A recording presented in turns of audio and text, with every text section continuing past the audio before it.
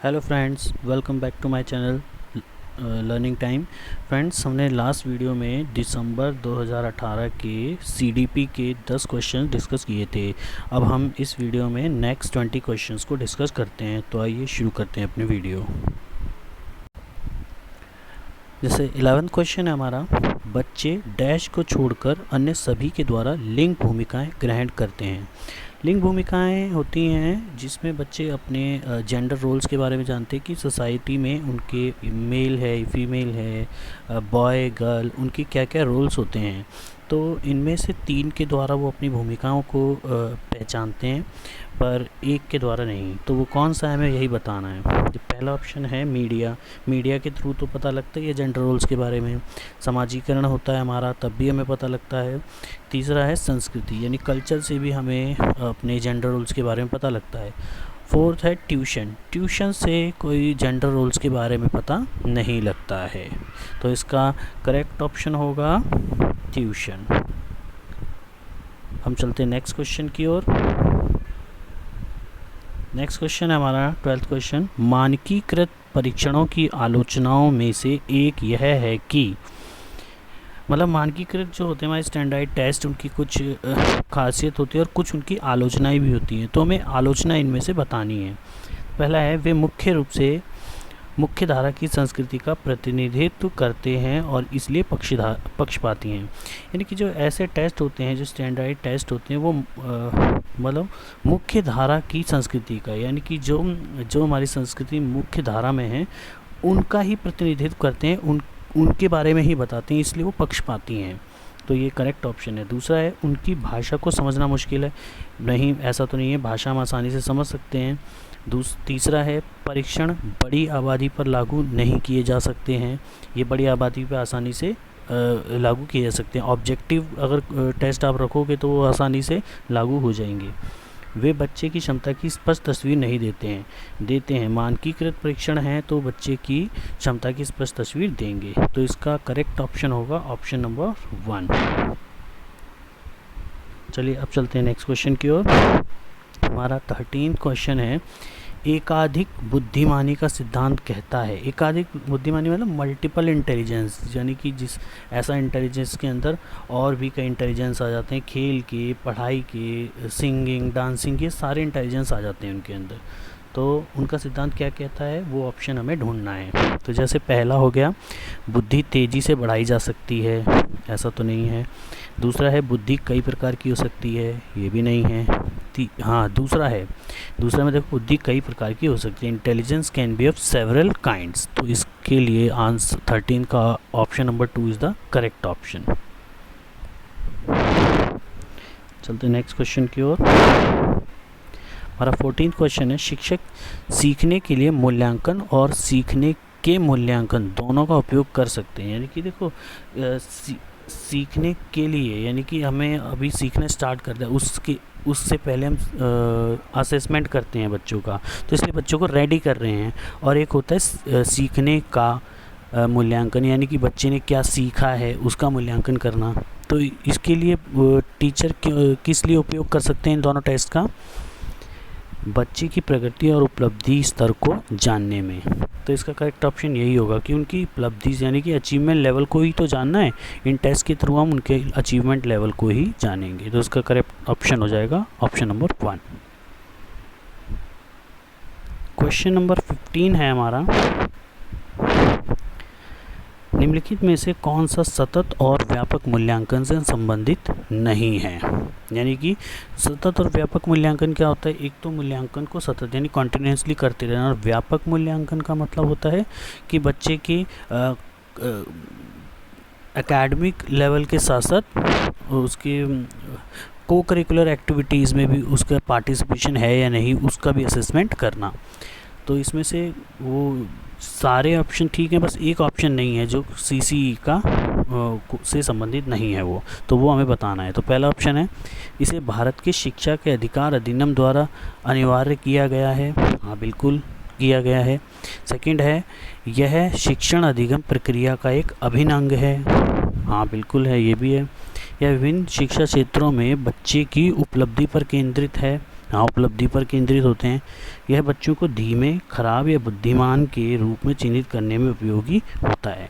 देखिए फ्रेंड्स, मैंने आपको पहले भी बताया है कि बच्चों को कभी भी लेबल नहीं करना होता है। अब खराब, अच्छे, बुद्धिमान, इनमें लेबल नहीं करना चाहिए बच्चों को।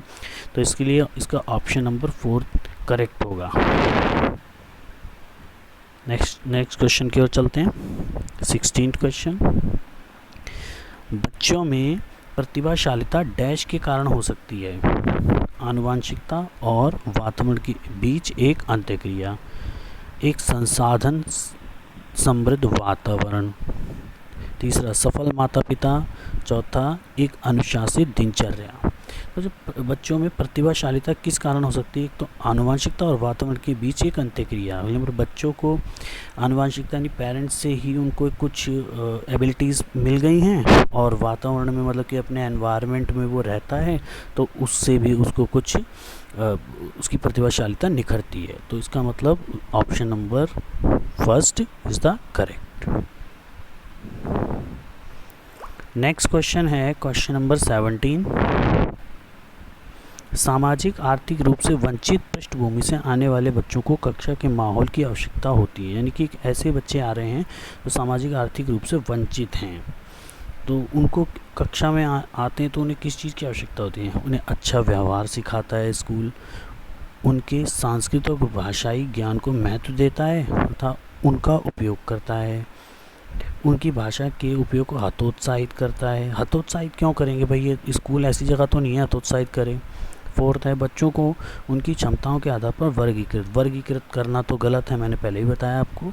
तो इसलिए 17th का जो ऑप्शन नंबर 2 उनके सांस्कृतिक और भाषाई ज्ञान को महत्व देता है और तथा उनका उपयोग करता है। तो इसका ऑप्शन नंबर 2 करेक्ट होगा। चलते हैं नेक्स्ट क्वेश्चन की ओर। नेक्स्ट क्वेश्चन है हमारा 18। कक्षा में सृजनात्मक और प्रतिभाशाली बच्चों के लिए आवश्यक हस्तक्षेप निर्भर करता है।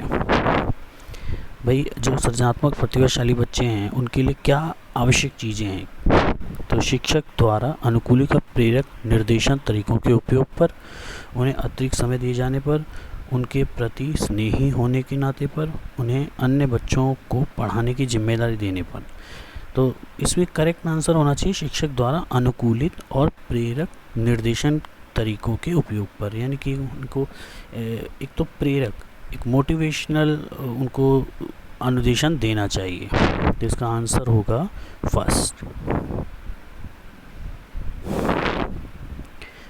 19 क्वेश्चन है, अति संवेदनशील बच्चों को सीखने में मदद करने के लिए निम्नलिखित में से कौन सा तरीका उपयुक्त तरीका नहीं है। नहीं भाई, अति संवेदनशील बहुत ही ज़्यादा हाइपर एक्टिव चिल्ड्रन हैं, उनको मतलब सीखने में मदद करने के लिए इनमें से कौन सा तरीका उपयुक्त नहीं है। यानी बाकी तो ठीक है, एक नहीं है। तो एक कार्य को छोटे प्रतिबंधनीय खंडों में तोड़ना, हाँ बिल्कुल, छोटे छोटे खंडों में तोड़कर कार्य देना। अधिगम के वैकल्पिक तरीकों का पेशकश, हाँ भाई सीखने के अलग अलग तरीके उन्हें दिए जा रहे हैं। उनके दैनिक कार्यक्रम में शारीरिक गतिविधि का समावेश, भाई जब उनको कोई भी काम करवाया जा रहा है, बच्चा बहुत ज़्यादा हाइपर एक्टिव है तो शारीरिक गतिविधि जरूर शामिल होनी चाहिए। चौथा है, बेचैन होने पर अक्सर उन्हें फटकार लगाना। भाई फटकार तो नहीं लगाना चाहिए, ये तो डांटना पीटना ये तो सब गलत होता है। आप क्वेश्चन नंबर 20। अलग अलग सोच वाले पैटर्न पर उन बच्चों की पहचान करते हैं जो विकलांग हैं, डिस्लेक्सिक हैं, सृजनात्मक हैं या प्रत्यास्थी हैं। तो फ्रेंड्स देखो, अलग अलग सोच वाले, ये भी अगर जो अलग अलग सोच रखता है तो वो तो काफ़ी ज़्यादा टैलेंटेड बच्चे होंगे, यानी क्रिएटिव। तो इसका 20 का आंसर होगा 3rd, सृजनात्मक।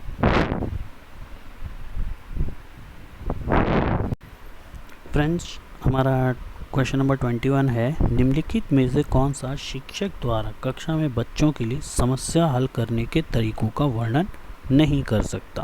यानी बाकी सब तो वर्णन कर सकते हैं, एक वर्णन नहीं कर सकता। तो यानी कौन सा हो सकता है वो पढ़ते हैं। पहला ऑप्शन है किसी विशेष समस्या को हल करने के बारे में अपनी विचार प्रक्रियाओं पर चर्चा करना। हाँ भाई, विचार प्रक्रियाओं पर चर्चा करना ये ऑप्शन तो हो सकता है। कुछ हल करते समय गलतियों को करने के प्रति ईमानदार रहना। हाँ भाई, अगर हम कुछ कर रहे हैं और वो गलतियाँ अगर हो रही हैं तो उसके प्रति ऑनेस्ट रहना, ईमानदार रहना। सोच विचार परीक्षण और विभिन्न उत्तरों जैसी शब्दावली का उपयोग करना। हाँ, ये भी बिल्कुल करेक्ट है। अभिसरण उत्तरों वाले प्रश्न पूछना। अभिसरण उत्तर मतलब होते हैं ऐसे क्वेश्चन जिनका सिर्फ एक ही उत्तर हो सकता है। ऐसे बच्चों से क्वेश्चन नहीं करने चाहिए जिनका एक ही उत्तर हो। इससे बच्चों की थिंकिंग प्रोसेस जो होती है वो हैम्पर हो जाती है। इसलिए इसका करेक्ट आंसर होगा ऑप्शन नंबर 4। निम्नलिखित क्वेश्चन नंबर 22, निम्नलिखित में से कौन सा एक संवेग है, यानी कि इमोशन है। तो स्मृति, मेमोरी तो कोई हमारे संवेग नहीं होता, ना ध्यान होता और ना उत्तेजना। डर एक हमारा संवेग है। तो इसका करेक्ट आंसर हो जाएगा 2। नेक्स्ट क्वेश्चन की ओर बढ़ते हैं। क्वेश्चन नंबर 23, एक 3 साल का बच्चा बताता है कि दूध बूथ पर एक मशीन द्वारा दूध का उत्पादन होता है। निम्नलिखित में से कौन सा बच्चे की समझ का सबसे अच्छा स्पष्टीकरण करता है। मतलब बच्चे ने बताया कि भाई दूध का बूथ है, वहाँ पर मशीन से दूध बनाया जाता है, उत्पादन होता है। तो इनमें से कौन सा बच्चे की समझ का सबसे अच्छा स्पष्टीकरण करता है। पहला, बच्चे को दुनिया का बहुत सीमित ज्ञान है। ऐसा तो नहीं है, बच्चे को तो ज्ञान होता है। नेक्स्ट है, बच्चे का जवाब दूध बूथ से दूध खरीदने के अपने अनुभव पर आधारित है। तो बच्चे ने जो आंसर दिया है वो अपने एक्सपीरियंस पे, अपने अनुभव पर दिया है। इसका मतलब इसका करेक्ट आंसर होगा ऑप्शन नंबर 2। क्वेश्चन नंबर 24, निम्नलिखित में से कौन सा शिक्षक की भूमिका का सबसे अच्छा वर्णन करता है। तो ऑप्शन नंबर 1 है, कक्षा में शिक्षक की सबसे महत्वपूर्ण भूमिका अनुशासन को बनाए रखना। ऐसा नहीं है कि क्लास में डिसिप्लिन बना के रखना। दूसरा है, एक शिक्षक को निर्धारित पाठ्यपुस्तक का पालन करना चाहिए। सिर्फ पाठ्यपुस्तक पे ही अटक के रह जाना ऐसा भी नहीं है। ऑप्शन नंबर 3, पाठ्यक्रम को समय पर पूरा करने के साथ साथ दोहराने के लिए पर्याप्त समय देना महत्वपूर्ण है। दोहराना वगैरह भी ठीक नहीं है। ऑप्शन नंबर 4, आराम के लिए जगह बनाना जहां बच्चे संवाद और पूछताछ के माध्यम से सीखते हैं। तो ऑप्शन नंबर 4 ठीक होना चाहिए कि भाई जहां पर बच्चे भी इन्वॉल्व हैं, संवाद कर रहे हैं, पूछताछ कर रहे हैं। इसलिए आंसर इसका ऑप्शन नंबर 4 करेक्ट है।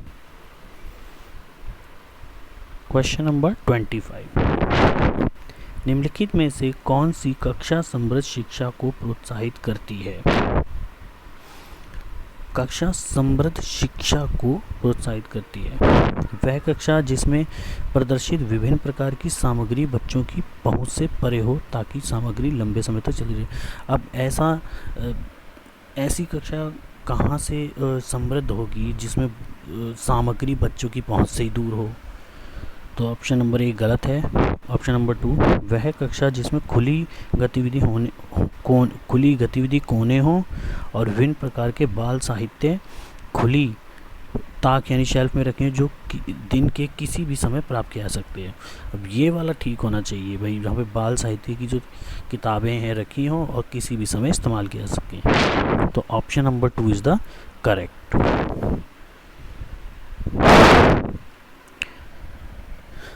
ट्वेंटी 26 है, निम्नलिखित में से कौन सा कक्षा में पाठ्य पुस्तकों की भूमिका का सबसे अच्छा वर्णन करता है। पहला ऑप्शन है, वे कक्षा में उपलब्ध संसाधन और संदर्भ सामग्री में से एक है। हाँ भाई, कक्षा में संसाधन तो वो बन सकती है और संदर्भ भी है। दूसरा है, वे एक राज्य या राष्ट्र में अधिगम में एक रूपता बनाए रखते हैं। ऐसा तो नहीं है, अधिगम अलग अलग भी बनी रहती हैं। वे अध्ययन के पाठ्यक्रम के बारे में शिक्षकों और माता पिता को मार्गदर्शन प्रदान करते हैं। ऐसा भी नहीं है। ऑप्शन नंबर 4, वे संसाधन रहित संदर्भ में सबसे आवश्यक अधिगम बनाते हैं। तो इसका ऑप्शन नंबर 1 यानी 26 का first is the correct answer.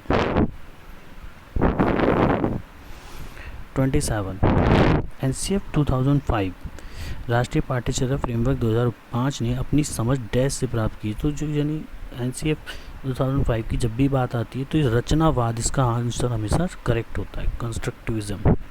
तो इन्हें अपनी समझ कहाँ से प्राप्त की है? रचनावाद से। 28 कक्षा में बच्चों को प्रेरित समझा जा सकता है यदि वे अच्छी तरह से वर्दी पहने स्कूल में आते हैं, नहीं। वे कक्षा में अनुशासन बनाए रखते हैं, ये भी नहीं। वे सभी उपस्थिति में नियमित हैं, ये भी नहीं। वे शिक्षक से स्पष्टीकरण प्राप्त करने के लिए प्रश्न पूछते हैं। जब बच्चे क्लास में प्रश्न पूछने लगे तो समझा जाता है कि बच्चे प्रेरित हैं। तो इसका आंसर फोर्थ करेक्ट है। क्वेश्चन नंबर 29 निम्नलिखित में से कौन सा बच्चों में अधिगम में सुधार करने के लिए सबसे अधिक उपयुक्त है? मतलब बच्चों के अधिगम में सुधार करने के लिए सबसे उपयुक्त है। नियमित मूल्यांकन परीक्षा आयोजित की जानी चाहिए। ऑप्शन नंबर 2 शिक्षक को विभिन्न उदाहरणों और चित्रों का उपयोग करके विषय की व्याख्या करनी चाहिए। ऑप्शन नंबर 3 कक्षा में सभी प्रकार की शिक्षक सामग्री होनी चाहिए। ऑप्शन नंबर 4 शिक्षक को वास्तविक जीवन स्थितियों पर बच्चों को एक दूसरे के साथ बातचीत करने में मदद करनी चाहिए। तो फ्रेंड्स देखो, हमेशा वो ऑप्शन हमेशा ठीक होता है जिसमें बच्चे इन्वॉल्व होते हैं। तो उसका 29 का फोर्थ ऑप्शन करेक्ट है। हमारा आज का आखिरी क्वेश्चन, अनुशासन जो अधिगम वातावरण में एक महत्वपूर्ण भूमिका निभाता है, किस तरह की मदद करता है? बच्चों को अपनी शिक्षा को विनियमित और मॉनिटर करने के लिए, चुप्पी साधे रहने के लिए, शिक्षक को निर्देश देने में, बच्चों को उनके पाठ रट कर याद करने में। तो इसमें देखो जो ऑप्शन नंबर 1 है, बच्चों को अपनी शिक्षा को विनियमित और मॉनिटर करने के लिए। तो इसका आंसर पहला करेक्ट है।